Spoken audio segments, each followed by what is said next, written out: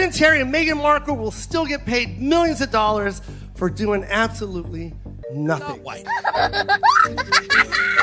If you came up with the picture of an annoying, insufferable white woman, it would be Meghan Markle, even though she's not white.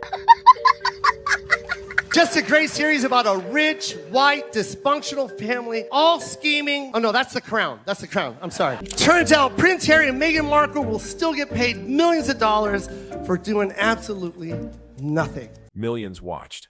One wrong line, one sarcastic comment, and suddenly Prince Harry was no longer the victim. He was the joke.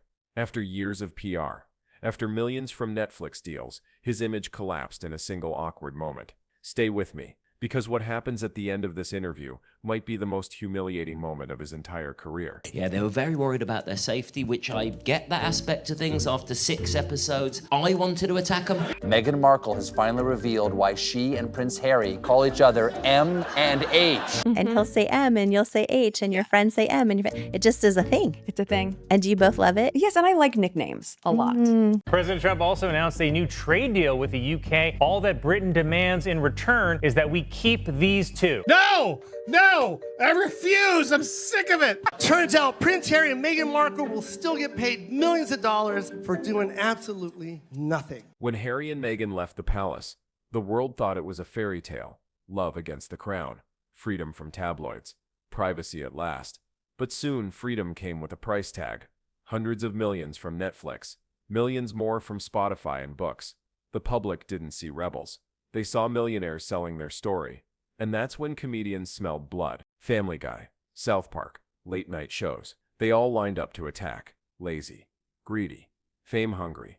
That became their brand. And people laughed not just because it was funny, but because it felt true. When satire looks like reality, the laughter cuts twice as hard. I watched the Harry and Meghan Netflix documentary. Now, I'll be honest with you, before I watched it, I was not a fan of theirs. But now I've actually heard their side of the story, I f***ing hate Her portrayal of the Queen was so good, Prince Harry called her and asked her for money. You have generously offered to keep the wax figures of Harry and Meghan safe. Yeah, that's correct. And if I may, I would just like to say that I'm definitely not using the wax figures for sex stuff. Oh! Ew! What the f***? They have places in LA and New York, but now that she went there, everyone's gonna wanna go there. Right. And there's not gonna be any room. It's gonna be harder to get into. Oh, just shave it, Will. Okay, just shut up about the hair. What hair? Oh, I'm sorry. I'm sorry. I made him mad. I love you. The sketch's other favorite target was Meghan's show. Family Guy, South Park, late night shows. They all lined up to attack. Lazy, greedy, fame hungry. That became their brand. And people laughed not just because it was funny, but because it felt true. When satire looks like reality, the laughter cuts twice as hard. Harry and Meghan asked for privacy, then launched a Netflix docuseries.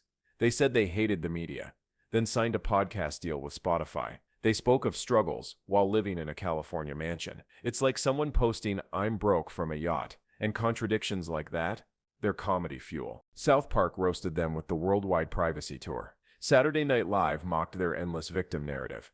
Late-night shows used their names as shorthand for fame without effort. Harry and Meghan weren't just mocked, they were branded. And once you become the running gag, there's no easy escape. Why does Meghan Markle make her own pretzel bags? They don't know why. That's interesting. She takes it from one bag and puts it in another bag. There's another bag. That's the part. That's what we're editing out of this interview. Wait, right there. All right. Very similar to this experience. What could it be? A mystery for the ages. I had no idea how racist they were. It's the royal family.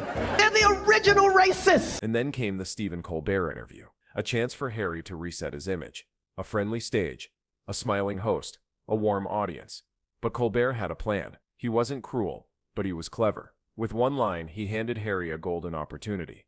Let us have an end to this debate about what makes a good man, and just be one. The audience leaned in. The perfect moment. Say something humble. Say something human. But Harry just smiled and said, "Good knowledge." That was it. Wisdom went in one ear and straight out the other. And the crowd laughed, but not for the reason he thought. You could feel it. Colbert paused. The audience laughed nervously.